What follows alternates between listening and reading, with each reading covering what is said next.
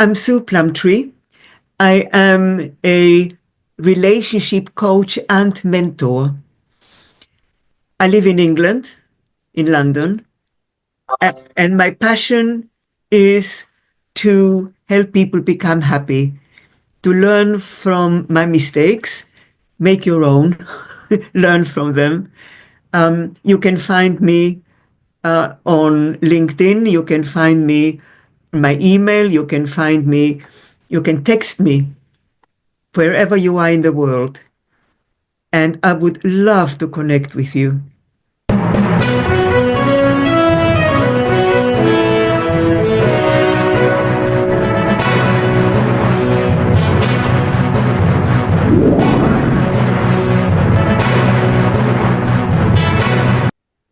Now, welcome to yet another enlightening episode of the Online Prosperity Show, your premier destination for exclusive insights into personal growth and thriving relationships. I'm your host, Prosper Taruvinga, and today we have a truly inspiring guest. And my guest today's journey epitomizes resilience, self-discovery, and the transformative power of love. Now, Sue, how are you doing today? I'm doing fantastic. Thank you. Oh my God, you have no idea how excited I am to have you on the show today. And me. I'm so glad you asked me. Great stuff. And before we even get started, what are we celebrating today? The sun is shining. I'm alive. I'm healthy. I'm loved. And I'm lots of opportunities to love others. That's what I'm celebrating. That's the best to hear. And so many people take things like that for granted. And now I can't wait to jump into this and really explore your journey and everything else that comes along with it. Now, for those that are watching, thank you so much for tuning into the Online Prosperity Show. As I've mentioned already, and as you've met Sue, joining us today is Sue Plumtree, who is a seasoned personal relationship coach and acclaimed author, having written 2 books that we're going to be talking about. One is Dancing with a Mask, and the other one is called Open Your Heart. Both books are available on Amazon, and we're going to be jumping into that pretty soon. But the reason why I asked Sue what she's celebrating is Sue is going to be turning 80 but that's in 3 weeks' time. In about 3 weeks' time. And for me, obviously, that's so much to celebrate life, happiness, yes, joy, and everything else that comes along with it. But before we even jump to the 80th celebration, at 79, Sue still has the zest for life, an unwavering commitment to helping others build meaningful relationships and connections.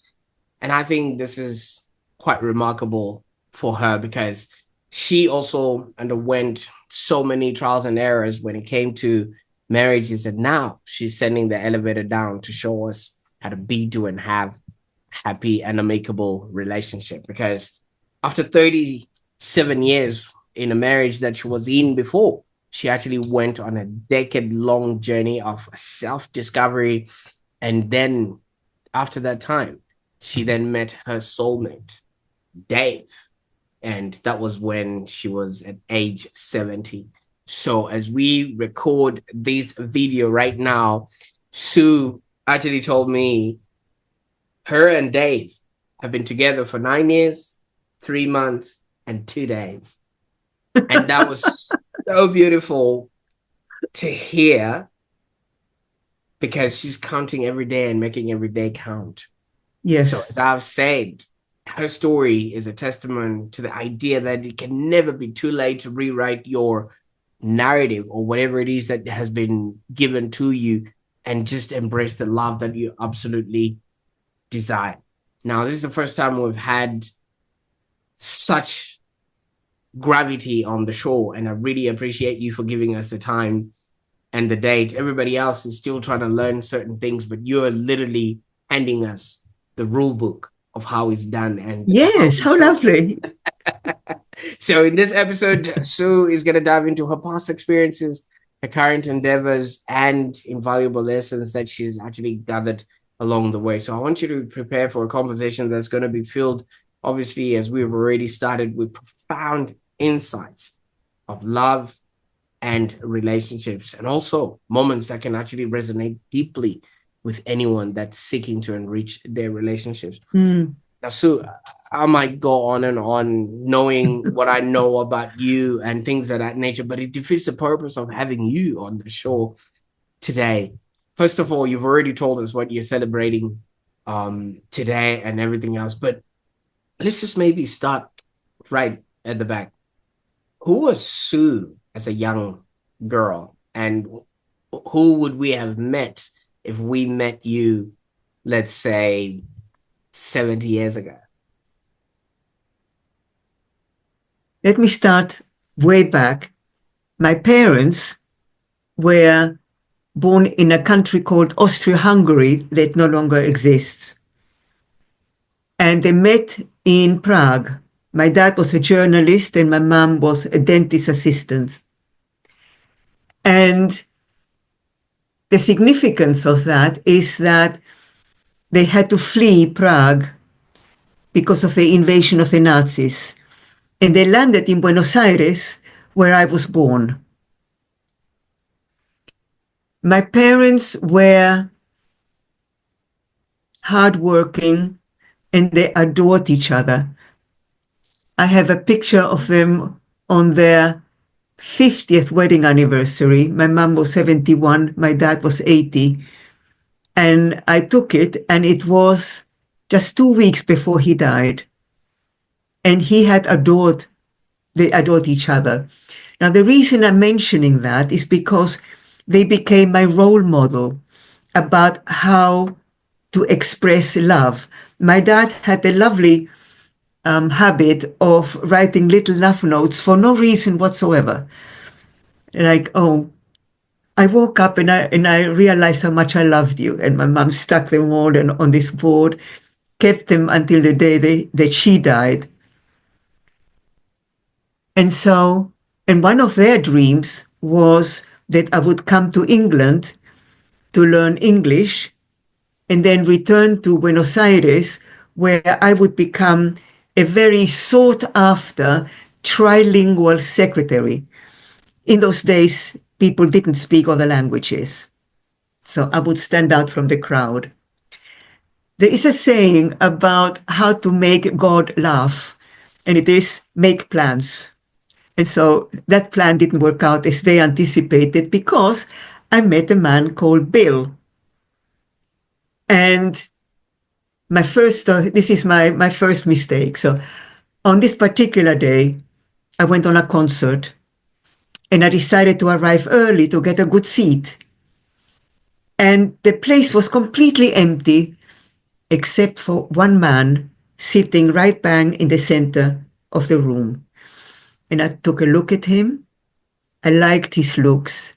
He had black hair, dark rimmed specs, and the cutest dimples you ever saw. And I plonked myself right next to him, which I broke every single room. In England, people do not do that. People are reserved. One person sits here, the next one sits 20 rows over there. But I just arrived from Buenos Aires, so what the hell did I know about social rules?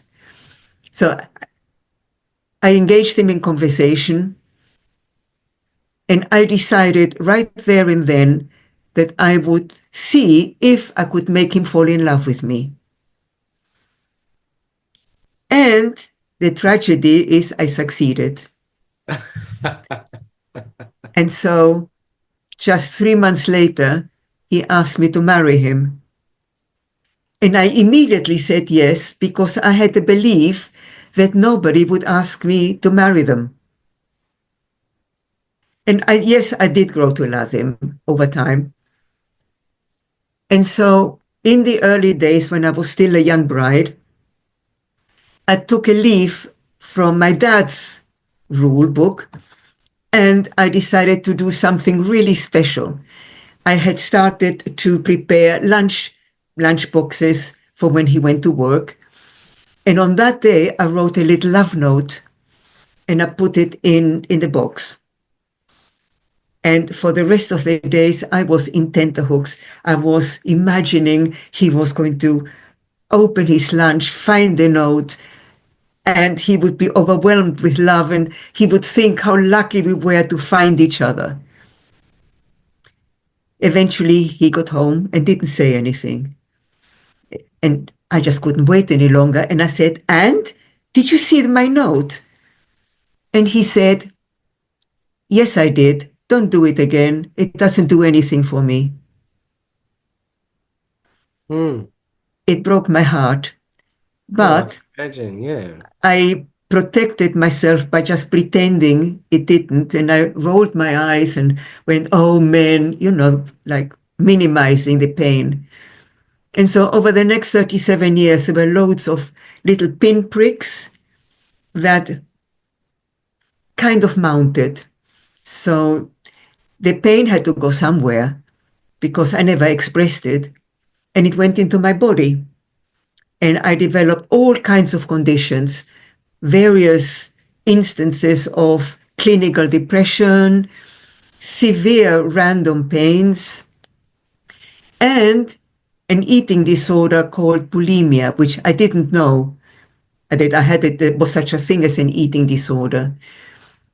What had happened was that after 10 years, I hadn't seen my parents in all that time. And we decided to bring them over to England. And it was wonderful experience. You built all kinds of prepared nice things to go and to see. But for me, it was talking and talking and sharing and laughing and having such a wonderful time. And so when they left, I was struck by the intense loneliness and the emptiness of my marriage. For the first year, I couldn't pretend, but I tried to pretend.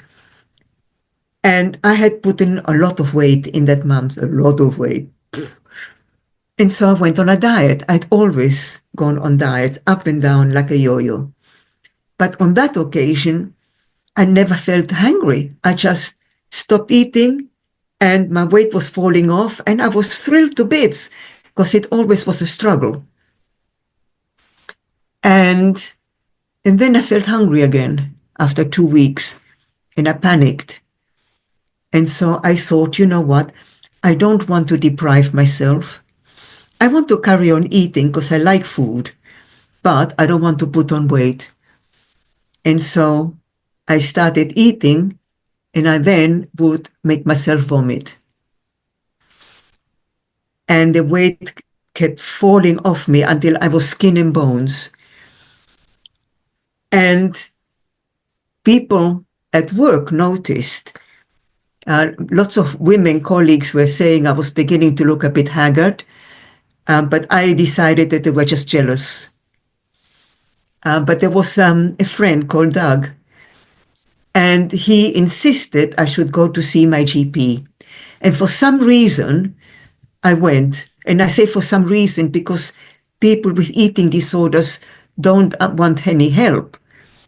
They think everybody else is just jealous and we are doing fine. But I went.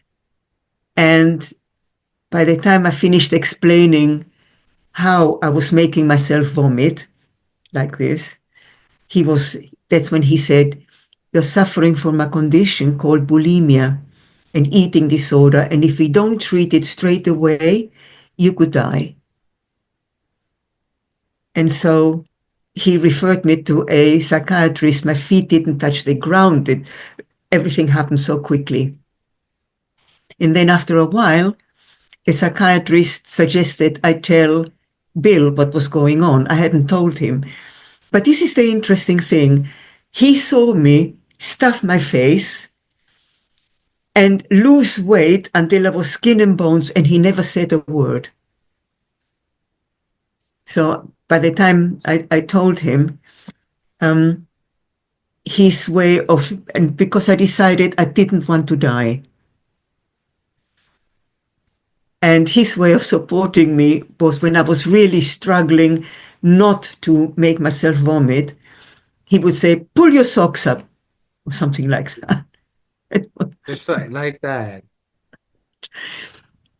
Anyway, there was a woman who was the wife of my manager when I was a secretary, and she took an interest in me.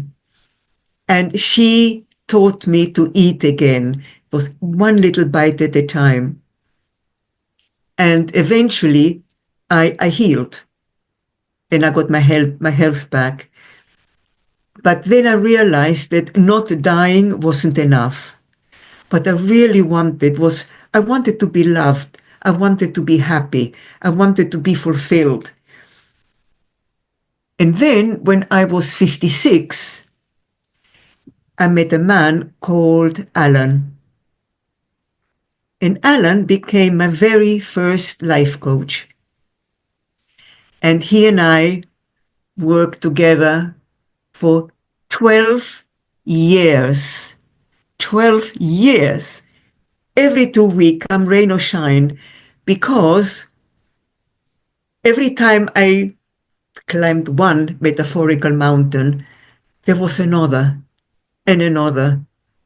And in all that time, I finally managed to process all kinds of baggage. And one of the things that I discovered was that I was not, it was thanks to him, that's right, that I finally got the courage to leave my marriage when I was 60. And that is the story of my autobiography, which is this one, Dancing with a Mask, Learning to Love and Be Loved. But the thing is that at the end of the book, which is when I was 60, and when I left my marriage, I was still blaming Bill for my unhappiness and everything that had gone wrong. It took a lot more coaching before I finally understood that I was equally responsible. Because, but two reasons. One was I was not the loving, supportive, wonderful wife I like to think I was, and he was the villain. I too behaved unkindly. And the reason was that all the accumulated pain and resentment caused me to hit back. So, but the point is that both of us were responsible. And I never stood up and tried to stop his behavior. I just went on the counterattack. So when I finally understood that, it was, I can't tell you how painful it was, because imagine you see yourself as one kind of person and you suddenly see you're not like that. You are this person. And, I tell you what I did. He went to live in Spain, actually. And I sent him a letter and I asked him to forgive me. Oh, wow. I said to him, I blamed you all this time, basically, but I too was to blame. And I'm truly sorry. Please forgive me. And unexpectedly, because I did it for me, not for him, I never expected a reply, but he did. And it healed us both. It was a good thing to do. Absolutely. But sorry? No, it's great, isn't it? I know. Let's maybe unpack that a little bit, and thank you so much, just so you can catch your breath a little bit. So I'm going to take us back to the times in Austria-Hungary, and you did mention there was an episode where you had to flee. Now, first of all, do you mind just maybe giving a bit of a highlight of Yes, I can. Let me tell you a little bit more. They actually, when they fled Prague, they didn't land in Buenos Aires. What I didn't say is that they first landed in the jungles of Bolivia, because they didn't know how the war was going to pan out.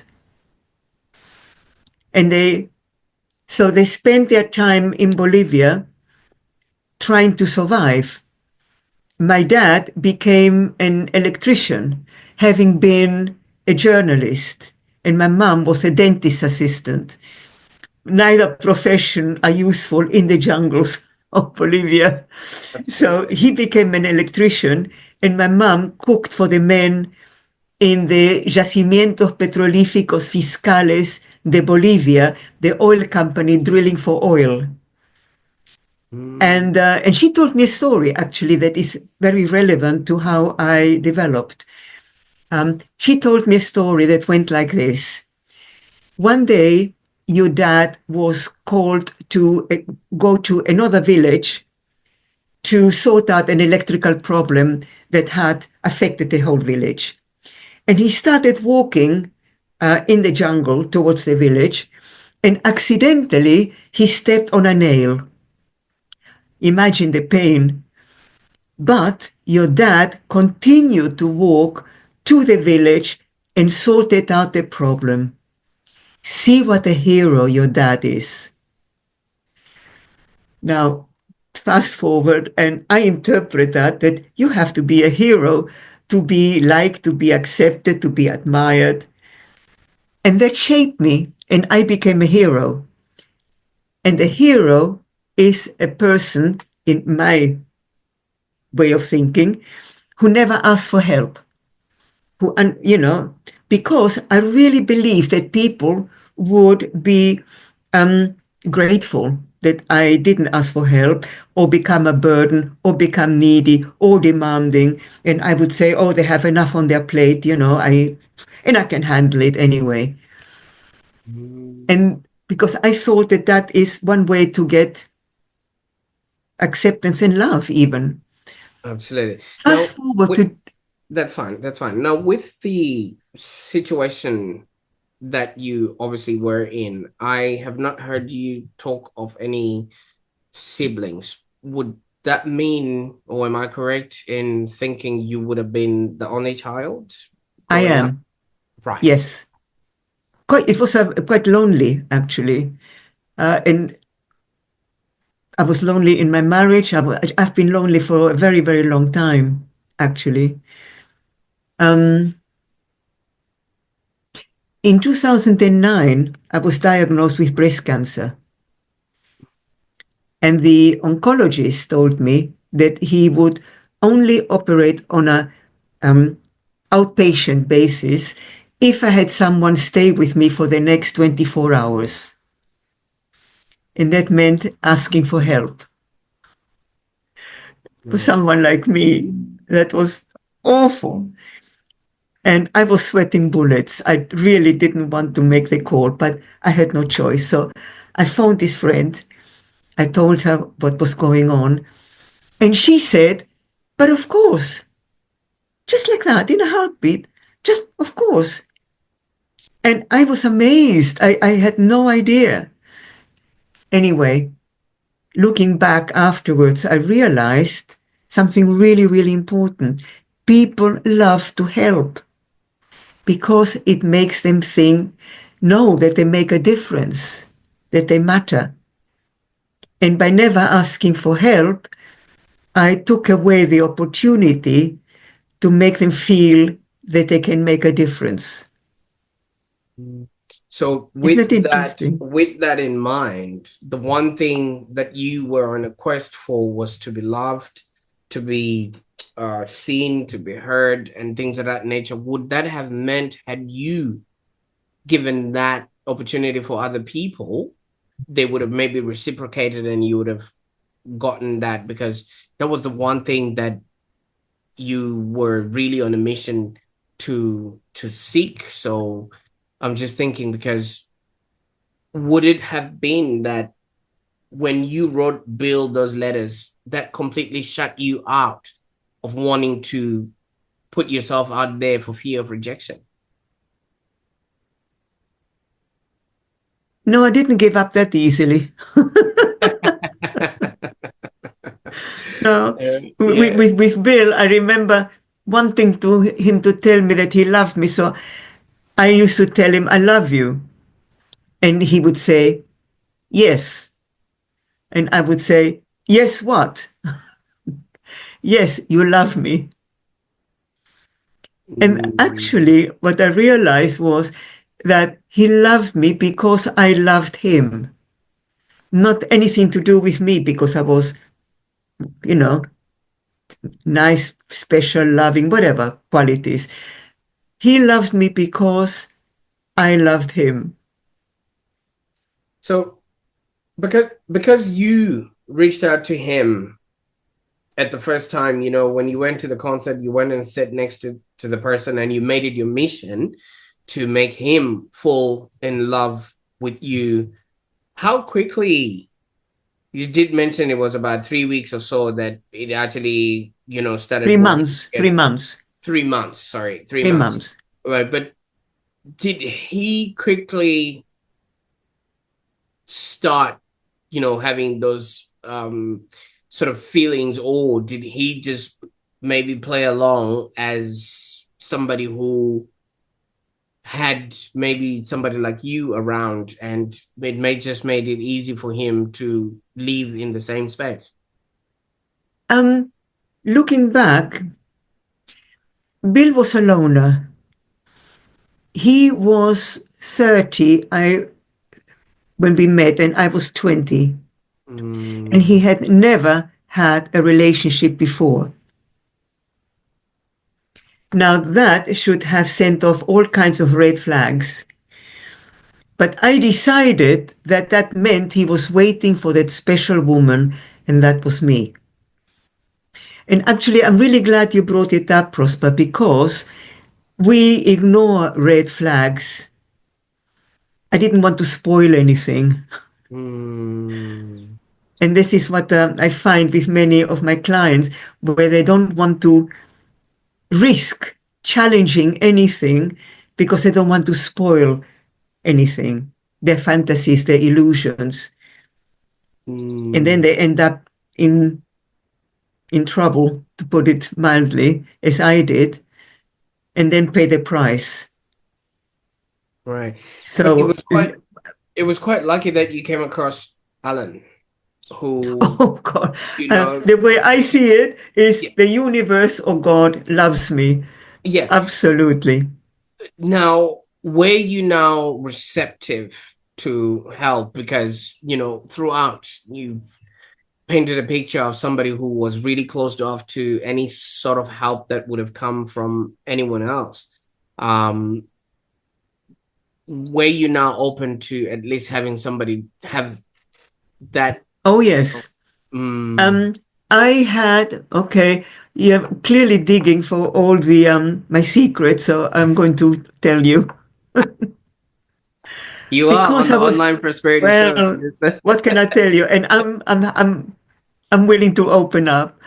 I had an affair because I was lonely. And the affair had fizzled out. And I couldn't understand why, because I was doing whatever I believed would make me lovable to this man. And clearly it wasn't working. So I was having a difficult time. And then um, came a leaflet through the door, and there was a course from the local college offering all kinds of courses. And there was this one called Communicate with Emotional Integrity. And I had never heard of such a thing before. And I thought that that's meant for me. So I sent the check in, and 10 days later, the check came back. The course had been cancelled for lack of interest. But I decided, no, no, no, no. I want this. This is not important. not taking no for an answer. So I tracked him down. I put on my detective cap and I tracked him down, and he lived in Nottingham, which is quite far from where I lived. And I phoned him up and I said, when are you coming to London? And he said, I'm not coming to London. That was Alan, by the way. He said, I'm not coming to London. And I said, but I must. You have to come to London. I have to speak with you. I don't know why. I had no idea why, but I had to. He said, I'm not coming to London. But I kept calling him. And one day he said, I'm coming to London. And he said, shall I bring something? And I said, just bring yourself. I don't know why, but I feel I have to talk with you. Isn't it weird? This never happened to me. And he said, well, it just did, didn't it? I used to be a person who, if you couldn't touch it, feel it, taste it, hear it, didn't exist. And here I had this need that I couldn't explain. And we met, and he told me this. He said, when you change, everything will change. Everything. And at the time, I had no idea what he was talking about. But of course, now I know it's true. When we change, everything changes. And that is the nature of my work. This is what I help with people to change the way they see themselves, the way they are, the way they think, they feel, what they say and do. They get to know themselves. They get to like themselves, accept themselves, understand themselves, what makes them tick, so that, like me, they can make better choices. Because it's through choice that we transform our lives and our relationships. And the choices come from our minds, from our thoughts. Absolutely. And I quite like that. So from there, it took you 12 years to learn that valuable lesson, which I can only imagine so many other people still haven't gotten the opportunity to learn that, because you're absolutely right. If you change, your whole world changes. The mindset changes. The people absolutely. And the things that you attract into your life also change as well. And it just really makes your life a whole lot better. So, with that 12 years and things of that nature, but even though you were having that sort of help, you still developed the depression and all these other anxieties. So maybe this coaching wasn't helping. Oh, no. When did that happen? The story, the episodes in bulimia, I was still married. Right. I was still married at the time.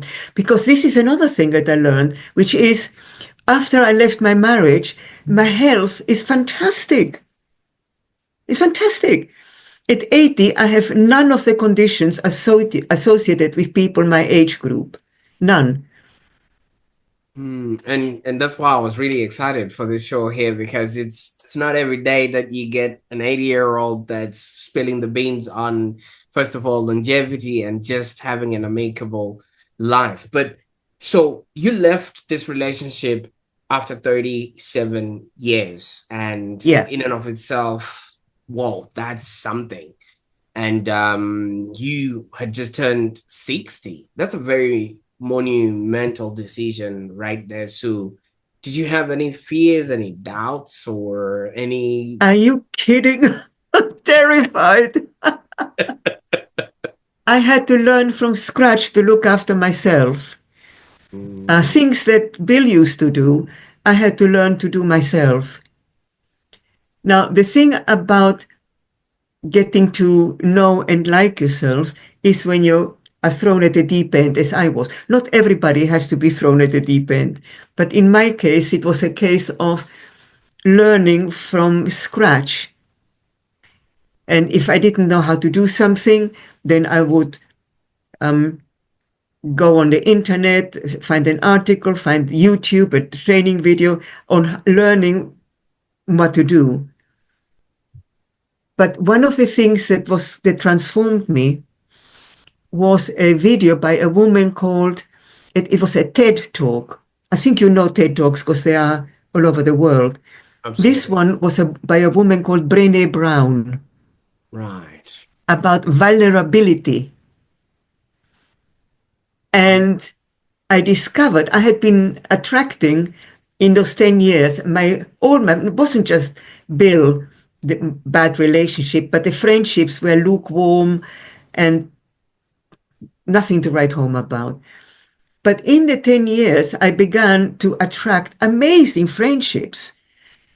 People who really cared about me and I cared about them. And the support. It's just brilliant. They're still in my life, of course. And I wanted to understand how come, given my history. And this video about vulnerability made everything clear. It was when I was making myself emotionally vulnerable. I had stopped pretending that I had everything sorted out, that I had no doubts, no fears. I shared them with my friends. And that gave them permission to share their fears and anxieties and doubts with me. I no longer pretended, no longer. Do you know why this book is called Dancing with a Mask? It's because I was hiding behind all kinds of socially acceptable masks that I believed would attract people. But Sue, is that something that just occurred to you, or is it something that a lot of people would be experiencing and they just hold on to the marriage just so that they fill in those social norms or keep wearing those social masks? It's the familiar. It can be very scary to allow yourself to be seen, warts and all. Very few people, even in their closest relationship, they don't dare in case they get judged. But I finally found the courage to do that. And this continues with Dave. But it required trust first. First, trust in myself, and then trust in him. And the same, he with me. So the sharing of our history only started gradually. There was he also had a bad relationship, and he also left his marriage. How did you guys meet this time? Because I really wanted to get to that part where you and Dave met. Well, Yes. I'll tell you. Yes. And because this is something that I believe will help a lot of people wanting to meet other people. I used to be a volunteer with an organization called the University of the Third Age for people 50 plus. And I ran this group called the Life Enhancing Group.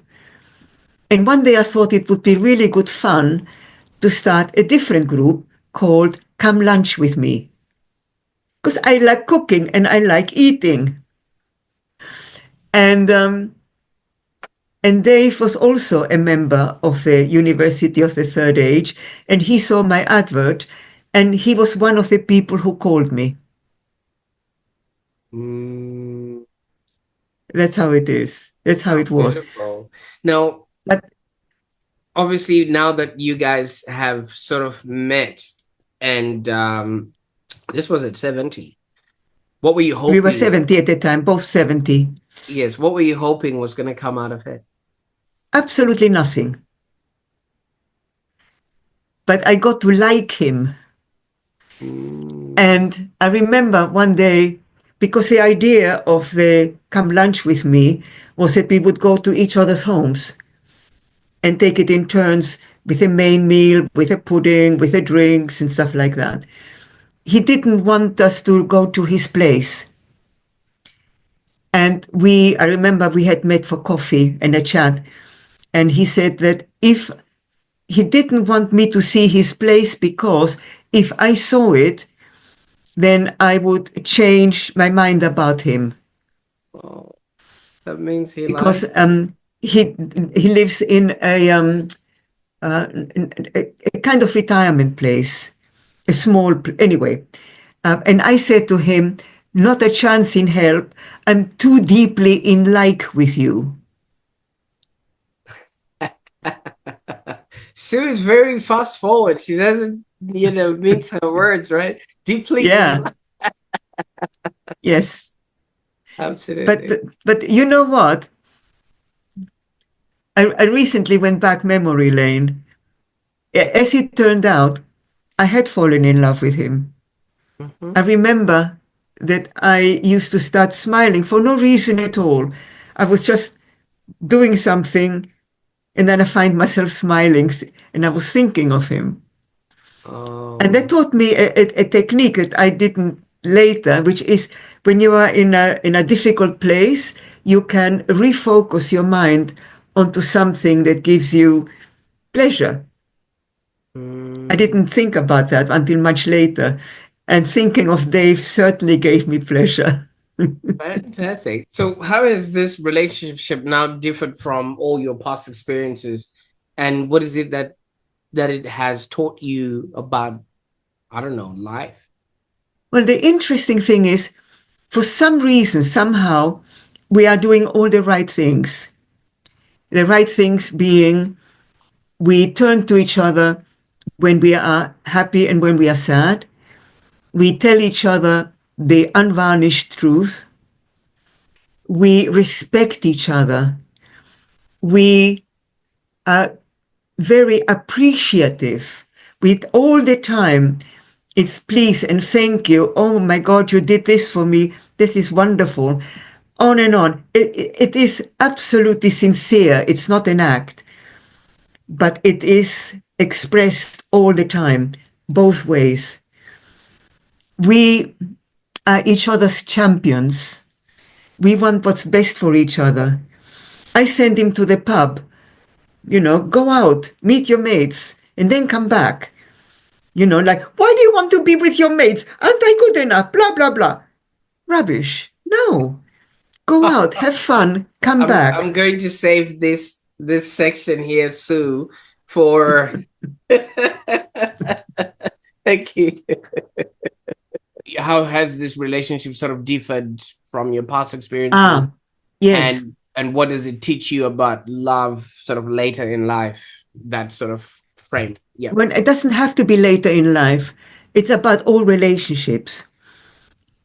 In those 10 years, one of the things that happened was that I learned to know myself, including what makes me tick, what my deepest needs are, which are actually to be heard. It's because being loved doesn't mean anything. It's so broad. But specifically, I need to be heard. And when I first met Dave at the very beginning, because as a coach, because I'm curious, I used to ask him a lot of questions. And one day he stopped me and he says, I know what you're doing. You're asking me all these questions to deflect your attention, my attention, from asking you about you. And I said, there's nothing much to say. And he said, I don't believe that. And he started prodding. And not only did he remember, he heard me. Next time we met, he remembered what I said and asked me some follow-up questions. And I thought, this is true listening, not pretending. It was amazing. Nobody ever, that includes my parents, ever listened to me like that. Ever. Absolutely. And So, that obviously came from, that introspective 10 years that you did. Had you not taken off all the things that were clouding your judgment, you wouldn't have gotten to that realization. And yes. these 9 years, 3 months, and 2 days would not have been as beautiful as they have been. But the other thing is, I also am a very tactile person, and I realized I need tenderness. I need like a hunger. I need, gentle touch. And luckily, so does he. Imagine if, I say, give me a hug, as I do. And he says, stop crawling all over me. Ugh. Can you imagine? But Yeah. awful. So you need to know the person. It took him 4 months to tell me, I love you. Right. Now, there's a book about that five languages of love. Is that helpful at all, or is that just a myth? Because Partly, but there is much more. It doesn't um, tell you about the kind. I think my work is more specific. right, okay. It doesn't talk about when you are not feeling good about yourself, you did something, you made a mistake, and you really feel a bit ashamed, feel pissed off with yourself. Um, Most people won't talk about it. I do. And he never, ever judges me. He has never once judged me, Mm. even when I have judged myself. He never, ever has judged me. Great. The reason He, why I put the contrast with the five languages of love is because you've got your own program called The Pathway to Lasting Love. And I want you to tell us about that pathway. well, things have changed since I last spoke with you. I don't run it anymore. Right. Okay. But the principles are valid. So I'm going to talk about the principles and then I'm going to talk about something better, much better. Oh, I But can't the wait. principles are the same. You learn to know yourself. And in my programs, um, I show people know yourself in specific ways. Know about yourself, how you feel about love, how you feel about your life, how you feel about work. If we don't know ourselves well, really well, we can make poor choices. I had no idea who I was when I first met Bill. None. But now I do. Then you need to learn to like yourself. And that's really important. Then you learn to accept who you really are, warts and all, without judging yourself. But that doesn't mean that there's always room for improvement. And believe me, because I'm going to continue to change and grow and make mistakes until the day I die. That will continue. And with every mistake I make and with everything I learn, I will share it with you. So that Not being afraid of making mistakes, not being ashamed, but to learn from the experience. And to do that, you need to accept yourself. And the most important one, you need to respect yourself, which means not tolerate other people when they don't treat you with consideration. You need to feel comfortable enough and secure enough in who you are, which is where all the other things come in, to say, "Ooh, stop. That's not right. You don't talk to me like that." now so many people you would maybe come across them. They automatically don't have that self-awareness and they're always seeking external either people, situations, circumstances, accolades, environments and things of that nature to then get that sort of validation. Is that the reason why they're not then connecting with the ones that are in their Totally. life? Um, when I was growing up, my parents used to insist I should do whatever it takes to get people to like me, because only then would I be safe. And I became a people pleaser.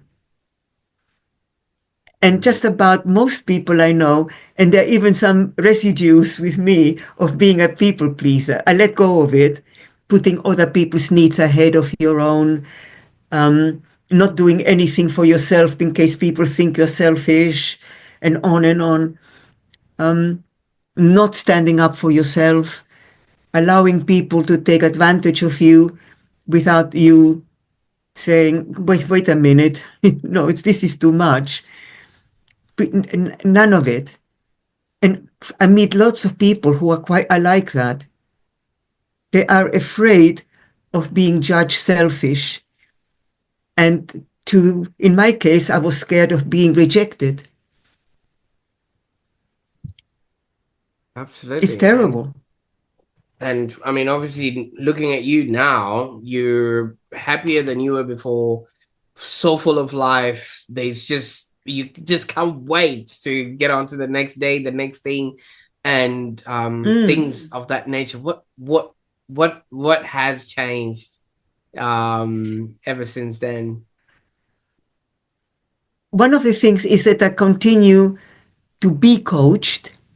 I think Mm-hmm. every coach should have a coach, but I now am part of a community.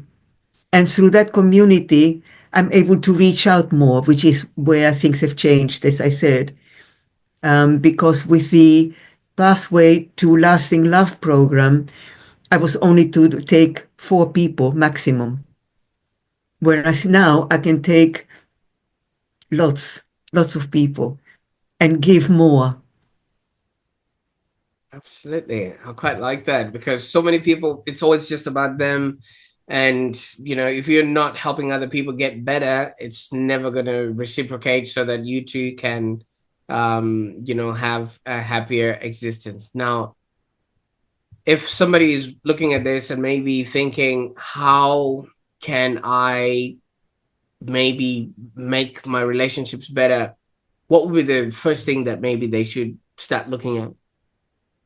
I would say you need to become self aware, by which I would say specifically start paying attention to the things that you say and do that don't give you what you hope for. Mm. So, because So, nowadays we're just looking at social media and hoping that whatever we see there as a relationship, that becomes a prompt to how we're going to deal with our partners. But that's basically not it at all. no, absolutely not. There is no Correct. generic answer. That's why you need to know yourself. I can tell you, you tell me, um, Sue, what am I doing wrong? And I say, well, you should do this, this, this, and, but I am not you. What would work for me wouldn't work for you. You need to find your own answers. What I can do is give you the questions for you to reflect on.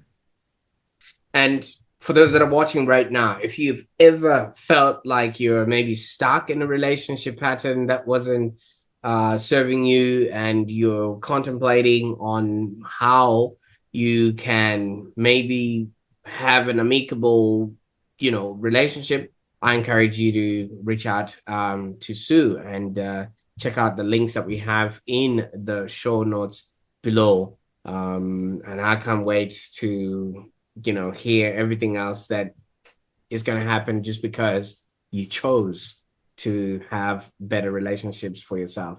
Now, Sue, you did tell me you're going to be celebrating your 80th in no time, and I'm really excited for you. But what's next? That's more of the same. If you have everything, if as I have everything I've ever dreamed to have, work I'm passionate about, a man I adore and who adores me, and the most loving of friends, I don't want anything else. I've got everything I've ever dreamed of growing up in my first marriage, being loved, loving everybody, not just me, not just my friends, but everybody. Everybody. Because everybody deserves to be happy. And I know how. I know how. And I want to share it. This is my next. Absolutely. Well, Sue, thank you so much for the time, the effort, the energy that you shared with us on the call today. I know we could go on and on, but I don't want to take into, since you're counting the times, 9 years, 3 months, and 2 days. You know what I mean? I don't want to keep infringing into your happiness. Thank you so much. And happy birthday in You're advance. so welcome. I put everything in the chat box.